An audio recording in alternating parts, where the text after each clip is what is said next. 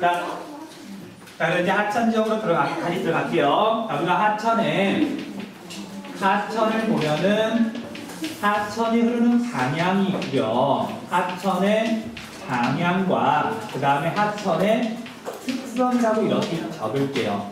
자, 이 부분은 산지 지역할 때 한번 했던 내용이에요. 거기다 추가 내용만 조금 더 이야기를 할게요.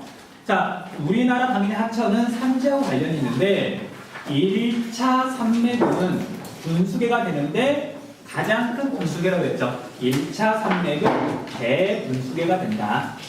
대분수계가 된다. 우리나라 1차 산맥은 한반도 동쪽에 있어요? 서쪽에 있어요? 주로? 1차 산맥이 태백산맥, 남민산맥 대부분 동쪽에 있잖아요. 자, 그럼 우리나라에 있는 큰 강들은 6대 하천이라고 그러는데 이 중에 몇 개가 황해로 흘러간다? 6대 하천 중에 몇 개가 황해로 흘러간다? 자, 두만강, 압록강, 대동강, 한강, 금강, 낙동강, 두만강. 그 중에 4개가 황해로 흘러간다. 4개가 어디로 가?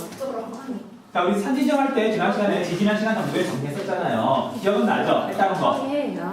그리고 선생님 그때 뭐라 그랬냐면 6대 하천은 위치하고 이름도 외워야 된다 그랬잖아요. 지금 당장은 아니지만. 자, 한 번 더 반복했잖아. 네. 그래, 지금 모르면 쉬는 시간이나 그때 한번 하천 쓱 훑어보고 또 다음에 또 나올 거예요. 근데 몇 번 정도만 이렇게 수업 시간에만 반복을 해도 저절로 외워져요. 그러니까 지금 당장은 모를 수도 있어요.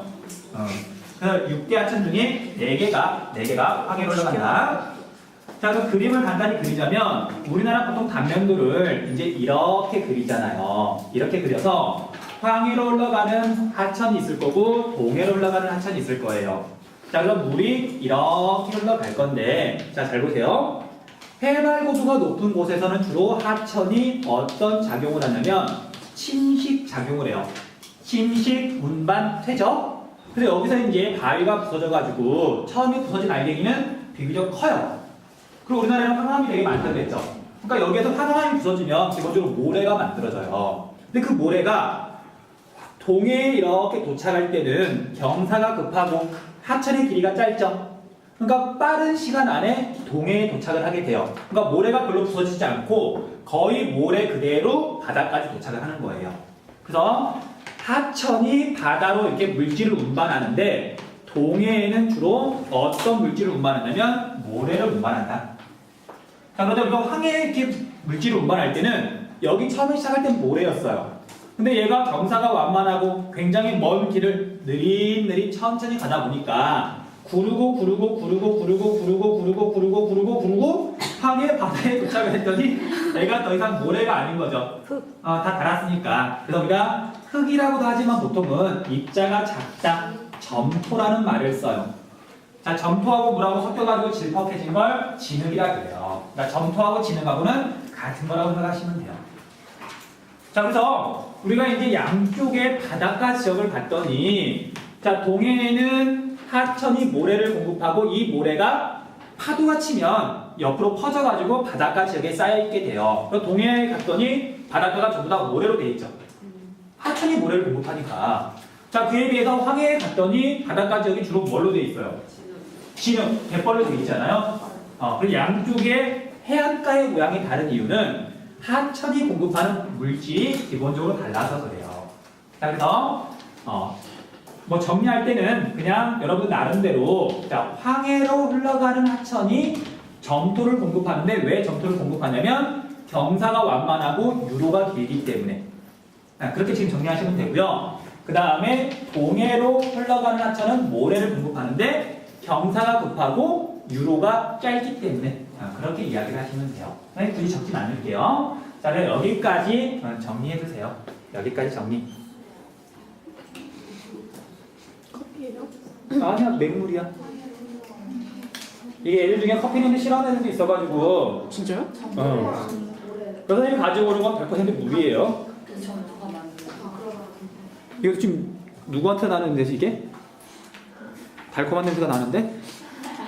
가수거에서 아니야.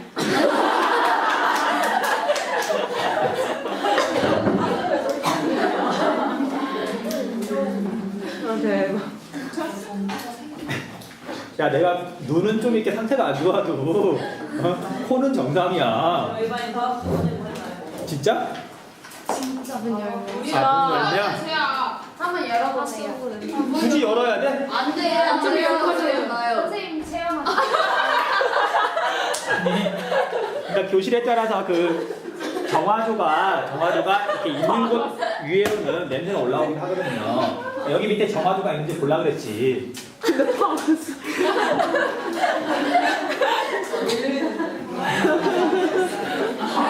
아 진짜? 야 잠깐만. 냄새 장난 아닌데? 어우, 이 근처에 정화조가 있나 봐. 근데 여름에 어떻게 해요? 우리? 한번 쫄려서. 여름에 어떻게? 그러니까. 쩔었어요. 어우. 우리는 정말 핑계로 에어컨 에어컨을 틀고 깜빡하게. 맞아. 여기 정말 없어요. 에어컨 안 틀어지게. 정화조가. 자, 이 학교는 에어컨 잘 틀어줘요? 네, 에어컨 잘. 작년에 막뭐 불났다고 막 아침에 못 들려가지고. 그래요? 맞다. 진짜 내가 혹시 에어컨을 잘 안 틀어주면 수업하다가 쓰러질게요. 너무 더워서 쓰러졌다고 그러면 태줄 거 아니야. 그러니까 여러분이 쓰러질 수는 없고 내가 쓰러져 줄게. 자, 그 다음으로 넘어갈게요. 저 뭔가 믿을 것 같아. 자.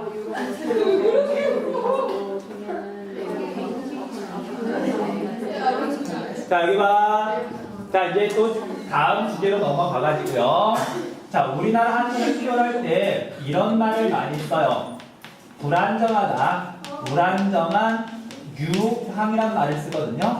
불안정한 유황. 그 유황이란 말이 시험에서 자주 등장을 해요. 자, 유황이 뭐냐고 안 물어볼게요. 애들이 다 오리라고 대답을 해요. 먹을 거밖에 생각이 안 나, 애들은. 뭐 이해는 해요. 자, 유황이 뭐냐면 흐를 유자에 우리가 상황이죠, 상황이 어떻다. 그때 말하는 황이에요. 이걸 풀어내면 그냥 물이 흐르는 상황. 그 물이 흐르는 상황이 불안정하다는 얘기는 자, 하천에 있는 물이, 하천상에 물이 있잖아. 그 물이 많을 때하고 적을 때하고 차이가 크면 유황이 불안정한 거예요. 1년 내내 물이 일정하면 유황이 안정된 거예요. 이해되시죠? 그 우리나라는 당연히 유황이 굉장히 불안정한 나라예요. 왜냐하면 비가 여름에만 내리잖아요. 자, 그래서 유황이 불안정한데 그 원인을 작년에 서술형 문제로 내셨더라고요. 그래서 이번에 안 나온다는 얘기야. 그러니까 그만큼 중요하다고요. 수능에서 나올 만한 주제니까 알아두시라고요. 자, 첫 번째 원인이 뭐냐면 우리나라는 강수량의 계절 차이가 크다 작다. 굉장히 크다. 여러분 알다시피 봄, 가을, 겨울에는 비가 거의 안 내리고 여름에는 엄청 내리잖아요. 자, 그래서 이걸 다른 말로 이제 뭐라고 표현하냐면 우리나라는 여름철에 강수, 비가 집중하는데 그 비율이 어떻게 되느냐. 여름철 강수 집중률이라 그래요. 자, 이게 우리나라는 크다 작다. 당연히 크다. 근데 여름철에는 강물이 많고 다른 계절에는 적더라. 유황이 불안정하더라. 그렇게 이야기를 할 수가 있어요. 그 다음 두 번째 이유로는 원인이 두 가지가 있어요. 자, 우리나라 한반도를 이렇게 봤더니 자, 마라도에서부터 북쪽 끝에까지 직선 거리가 대충 얼마쯤이 되냐면 약 1100km예요. 1100km. 이만큼이? 좀 짧네? 이만큼이? 자, 그래서 그렇게 큰 나라가 아니잖아요. 그러니까 우리나라에 있는 강들은 대부분 크기가 작아요. 근데 다른 나라 강하고 한번 비교를 해보자면 전 세계에서 제일 긴 강. 나일. 긴 강이 어디예요? 나일. 아마존강이에요? 나일강이에요? 나일. 정답은 아마존강이에요. 뭐야?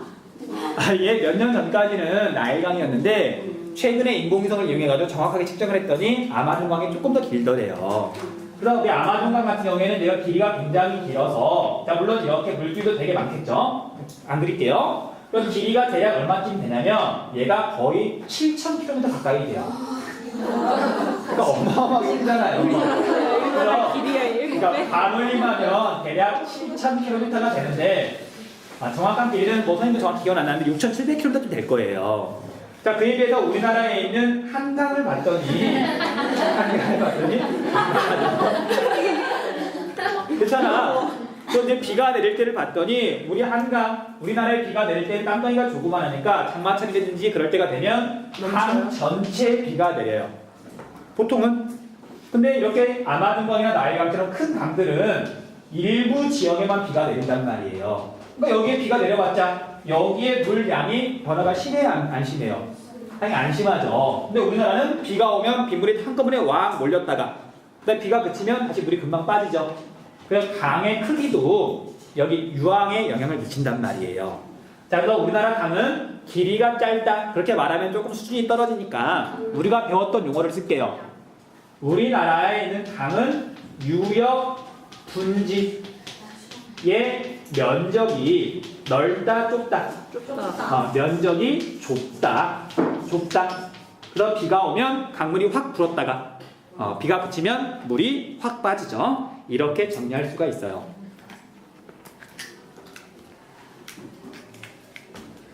자, 그래서 이제 유황이 불안정하다고 보통 말을 하는데 그럼 이제 얼마나 불안정하냐? 이제 그걸 수치로 나타내고 싶어 하는 사람들이 있거든요. 학자들이 당연히 수치를 좋아하니까. 자, 그래서 이렇게 유황을 나타내고자 할 때 쓰는 개념이 있어요. 자, 그게 뭐냐면 하상계수예요. 하상계수. 자, 이제 하상계수는 물이 얼마나 많이 변하느냐 그걸 나타내는 건데요. 어떤 식으로 표현을 하냐면 1대 x라는 형식으로 표시를 하고 이 x가 하상계수예요. 그러니까 1대 x가 아니라 이 x 자체가 하상계수예요. 자, 그럼 이게 뭘 의미하냐면 이 일은 1년 중에 강물이 제일 적을 때 최소 유량이에요. 물이 제일 적을 때. 그에 비해서 물이 가장 많을 때 몇 배나 많냐? 그게 바로 하상계수예요. 자, 그래서 1대 10이라는 얘기는 제일 적을 때랑 많을 때랑 차이가 10배가 난다는 얘기예요. 그렇잖아. 이 숫자만 보면은 야, 얘가 얼마나 변화가 심하냐 그걸 알 수가 있잖아요. 중요해요. 근데 이 개념이 중요해요. 이 하상계수가 뭔지. 그래서 하상계수가 크다는 얘기는 유황이 안정한 거예요? 불안정한 거예요? 불안정한 거잖아요. 그렇게만 알아두시면 돼요. 이 숫자가 뭐 등장할 때도 있긴 하지만 뭐 이걸 해석하거나 그런 건 아니고요. 그냥 우리나라가 하상계수가 크다 그걸 나타낼 때 가끔 나오기는 해요. 자, 하상계수라는 뜻만 알아두시면 돼요. 가장 적을 때와 가장 많을 때 차이 몇 배나 되느냐. 그래서 예를 들면 우리나라 한강을 봤더니 1945년 이전, 그러니까 옛날에는 댐 같은 게 없던 시절에는 하상계수가 무려 1대 393이었었어요. 엄마야. 적을 때랑 많을 때랑 엄청나게 차이가 많이 났죠. 자, 이렇게 차이가 많이 나면 사람한테 좋은 거예요, 나쁜 거예요? 나빠요. 당연히 나빠서 이걸 이제 줄이기 위해서 노력을 하잖아요. 그래서 지금은 노력을 많이 한 결과 1대 90 정도로 줄어들었어요. 자, 수치를 외우거나 그러지 마세요. 그냥 줄어들었더라. 자, 어떤 노력을 기울였길래 과연 이렇게 수치가 줄어들었을까? 뻔한 거, 댐을 건설했고요. 그 다음에 뭐 저수지도 더 많이 만들었을 것이고, 그 다음 나무도 많이 심었겠죠. 자, 나무 심는 걸 이렇게 다 표현하기 그러니까 어떤 표현을 쓰냐면 녹색댐이란 말을 써요. 나무가 녹색이잖아. 나무가 댐과 비슷한 역할을 한다. 녹색댐. 그 다음 용어 하나만 이렇게 알려줄게요. 여러분들 보라는 게 있어요. 보. 자, 보가 뭐예요? 이게 뭐야? 이거 보자기. 그 다음에 애들 중에 봤더니 다른 방 갔더니 자기들 이렇게 리본을 만들더라고. 아니 무슨 지리 시간에 이 리본을 왜 만들어? 어? 자, 이 보는 댐이랑 거의 같은 거예요. 거의 같은 거야. 물을 막기 위해서 쌓은 뚝을 보 또는 댐이라 그러는데 규모가 크면 댐이고요. 규모가 작으면 보예요. 그러니까 댐하고 보는 똑같은 거야. 크냐 작냐 차이만 있는 거예요. 자, 이렇게 해서 하상계수까지 정리를 하시면 되고요. 이렇게 이제 하상계수가 크고 유황이 불안정하다 보니까 우리나라 하천 특색 딱 두 가지만 간단히 정리하고 시간 줄게요. 자, 내륙순이란 말이 있어요. 내륙순 무슨 뜻일까요? 내륙순. 내륙, 수운. 자, 내륙은 육지 내부잖아요. 물이 옮겨지는 거. 수운은 물을 이용해서 뭔가 운반하는 거, 배를 이용해가지고 그걸 내륙 수운이라 그래요. 그럼 우리나라는 내륙 수운이 과거에 발달했을까, 그러지 못했을까? 당연히 발달하지 못했어요. 왜냐하면 자, 물이 없을 때는 강바닥이 거의 드러나요. 배를 못 띄운단 말이에요.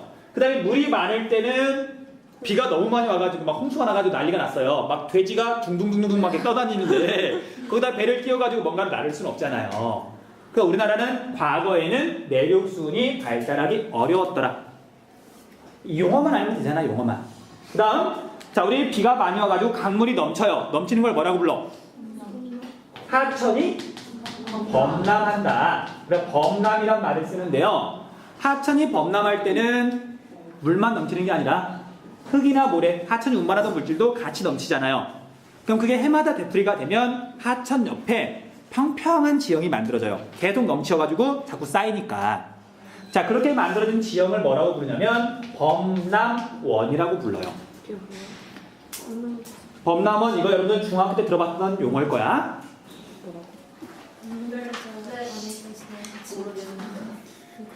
야, 너는 들어본 적이 없을 거 아니야.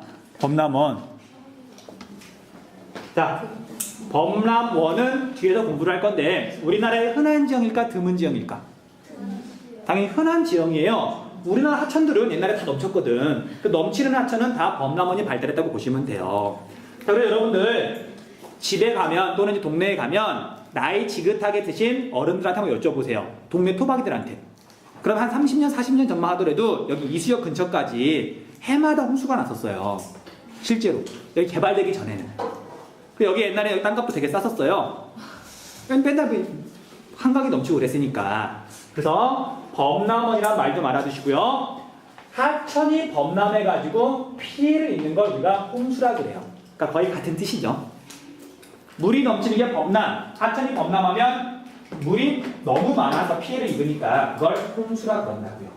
자, 그래서 여기까지 정리하세요. 여기까지 정리. 네? 남은 게 있어. 그러니까 내륙이라는 건 자, 이렇게 우리나라 육지가 있으면 여기 육지 안쪽을 내륙이라 그러잖아요. 자, 육지 안쪽에서도 배를 이용해서 물건을 나르면 훨씬 더 많이 편하게 나를 수가 있거든요. 이 육지 안쪽에서 배를 띄울 수 있는 곳이 강이라든지 또는 뭐 운하라든지 커다란 뭐 호수라든지 그런 곳에서 배를 이용해 물건을 나르는 걸 수운이라 그래요. 내륙 수운. 내륙 수운 쉽게 말하면 여러분들 운하 있죠. 자, 운하를 운영하려면 강수량이 일정한 게 유리해요? 아니면 강수량 차이가 큰 게 유리해요? 당연히 일정한 게 유리하지. 근데 우리나라는 강수량의 차이가 크니까 유황이 불안정하니까 내륙 수운이 발달하기 힘든 나라죠.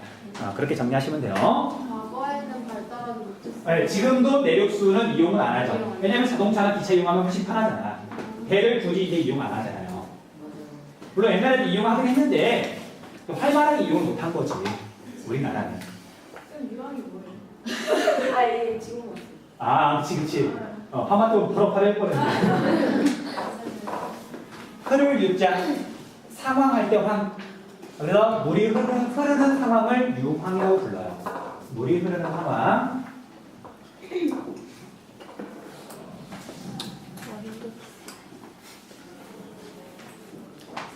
자, 참고로 다음 시간까지 하면 우리 하천 정도 끝이 나고요. 그 다음 평야 지형하고 우리 해안 지형도 우리 줄글 완성돼 있거든요.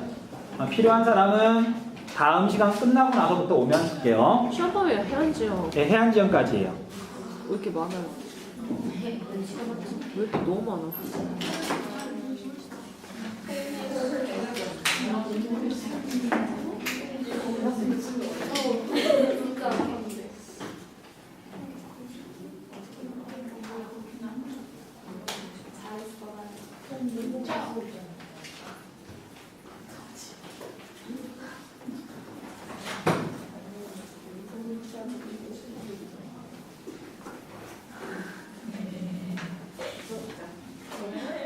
이번 주에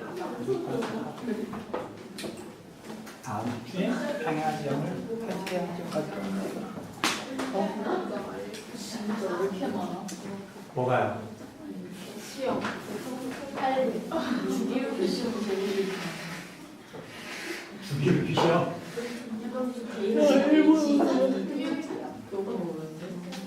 우리 28일날 보면 시험 보려고 하면 안 돼요? 뭐? 시험 볼 때까지. 한지 시험을 보려고 하면 안 돼요? 며칠 날? 29일. 29일? 다음 주 화요일. 다음 주 화요일, 다음 주 화요일. 다음 화요일 29일이 아니잖아. 22일 날 보면 안 돼요? 깨끗 바꿔. 그거 다다음 주 금요일, 아니 29일 날 봐요. 왜냐면 이번에 중기일부도 외워야 되고 다음 주는 1부도 외워야 되고 이번 주는 다음 주는 그 영어 듣기 숙제 내야 되고 할 게 너무 많아요. 하필이면 지리를 얘기해야 돼. 지금 지은태님이 있으니까 1분 쓰면 좀. 저렇게 많은지 몰랐어요. 지금 알았어 지금. 그래? 그러니까 문제보다 그래요. 그럼 우리 다음 17일 봐요. 그래서. 27일이야? 다 17일 날. 17일이야?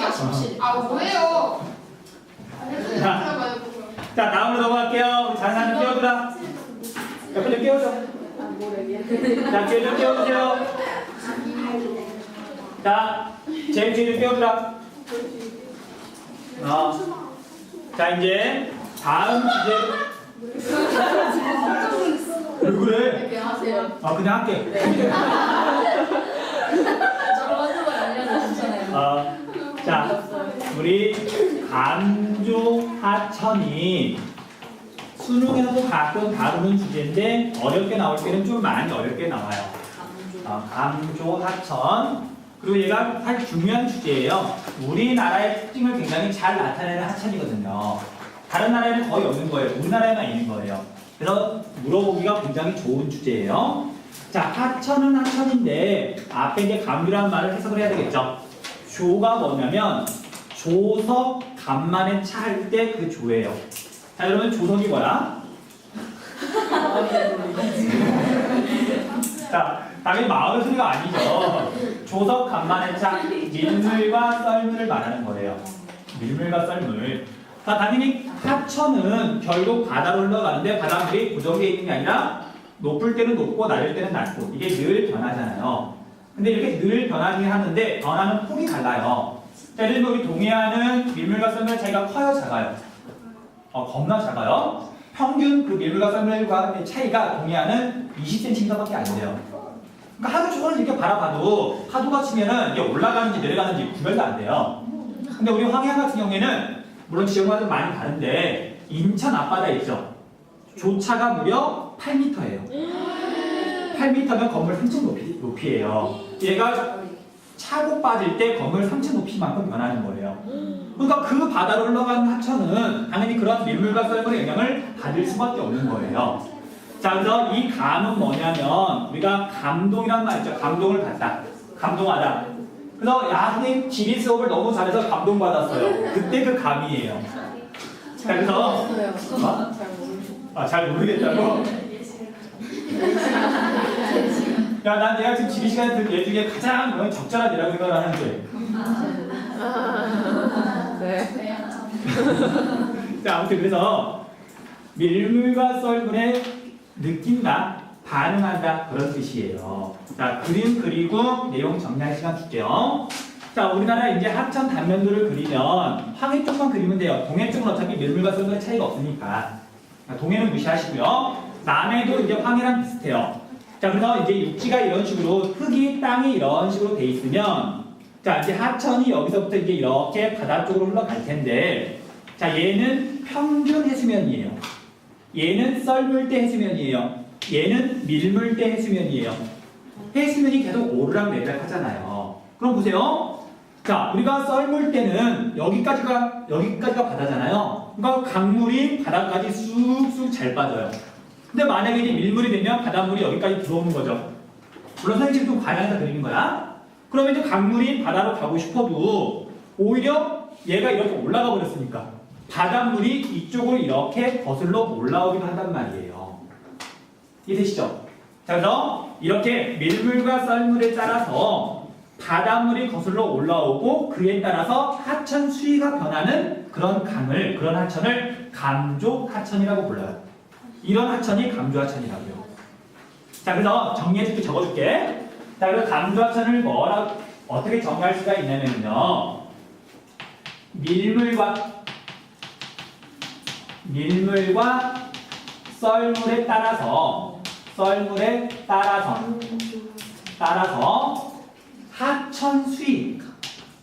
하천의 수위는 하천의 높이예요. 수위가 일정하게 변하는 하천을 우리가 감조 하천이라고 할 수가 있어요. 자, 그래서 밀물때가 되면 당연히 여기까지 이제 바닷물이 거슬러 올라오겠죠. 그리고 썰물 때는 이제 바닷물이 빠져나가니까 여기서부터 여기까지는 강물의 수위가 변한단 말이에요. 바닷물의 수위에 따라서.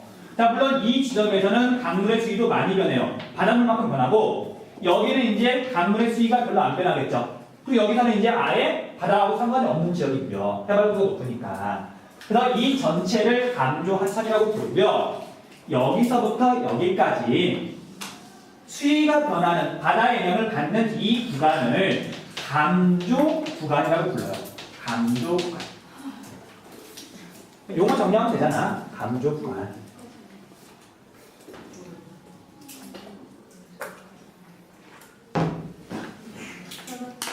자, 개념 잡으셨죠? 자, 그래서 이제 문제가 정말 어렵게 나올 때 여러분들 문제 그 해결하는 방법 지금 간단하게 예를 하나 들어줄게요. 자, 여러분들 밀물과 썰물이 이제 반복이 되는데 하루에 밀물과 썰물은 각각 2번씩 있어요. 무슨 소리냐면 아침 9시가 만약에 밀물이다. 내가 지금 밀물이에요. 그러면 언제냐면 밤 9시 21시가 다시 밀물이 되는 거예요. 자, 고개 들어봐. 자, 여러분들 이제 그 지구가 자전하면서 달과 태양의 인력 때문에 밀물과 썰물이 생기는데 정확히는 하루에 밀물이 2번, 썰물이 2번이에요. 그러니까 굉장히 살이 자주 바뀌거든요. 우리가 그래프를 그리게 되면 이런 식으로 그릴 수가 있어요. 0시, 이쪽이 24시, 여기가 12시. 또 만약에 아침 6시가 밀물이면 오후 6시가 또 밀물이 되는 거예요. 자, 그래서 이쪽이 해수면의 높이, 수위라 그럴게요. 그럼 해수면이 어떻게 바뀌냐면 이런 식으로 바뀌는 거예요. 이런 식으로. 이렇게. 자, 일단 그래프는 이해가 되셨죠? 자, 그럼 끼워줘. 자, 이게 보통 문제가 나오면 이거 정답률이 30%를 넘지 못해요. 애들이 이 문제를 못 풀어요. 이 그래프만 그리면 사실 어렵지 않게 풀 수가 있는데 그릴 줄만 알면. 자, 그래서 봐보세요. 지금 선생님이 하려고 하는 얘기가 뭐냐면 하천의 수위가 낮았다가 높아지는 시기. 이 구간에서는 하천물이 어떻게 흐르냐면요. 여기에서 이 방향으로 하천물이 흘러요. 오히려 바닷물이 높아졌으니까 하천물이 바다로 올라가는 게 아니라 오히려 바닷물이 강 쪽으로 이렇게 거슬러 올라온단 말이에요. 해수면이 계속 올라갈 때. 자, 반대로 이제 해수면이 올라갔다가 내려가는 이 구간에서는 물이 반대로 이쪽으로 쓱 빠져요. 이해돼요? 그래서 어떤 식의 문제가 나왔냐면 강 여기하고 이 지점을 왔다 갔다 하는 유람선이 있는데 어느 시간대에 가야 가장 시간을 아낄 수 있을까? 그 시간대를 찾는 문제가 나온 적이 있어요. 좀 그지 같은 문제예요.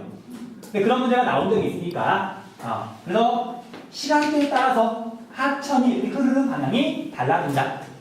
기출문제가 있으니까 물론 이거 내신에서 안 나올 거야. 근데 이제 나중에 혹시 수능 준비하는 애들은 기출문제집 보고서 그 문제 좀 꼼꼼하게 한번 봐주세요. 그래 넘어갈게요.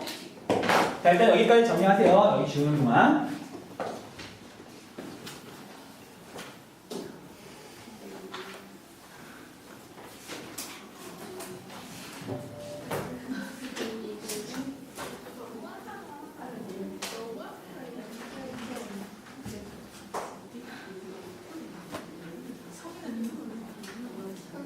네. 저기 첫 번째로 높아질 때가요. 네. 이렇게 바닷물이 들어오는 거잖아요. 바닷물이 높아지고 있는 거죠. 그럼 밀물이죠. 밀물이지 당연히. 이게 여기서부터 여기까지 밀물이지. 그럼 이렇게 해서 저기 아래로 이게 썰물이라는 거예요. 그러니까 밀물이 하루에 2번, 썰물이 하루에 2번. 12시간마다 반복이 돼요. 정확히는 12시간 25분마다인데 시험에서는 12시간마다라고 이렇게 그렇게 물어봐요. 아 힘들어.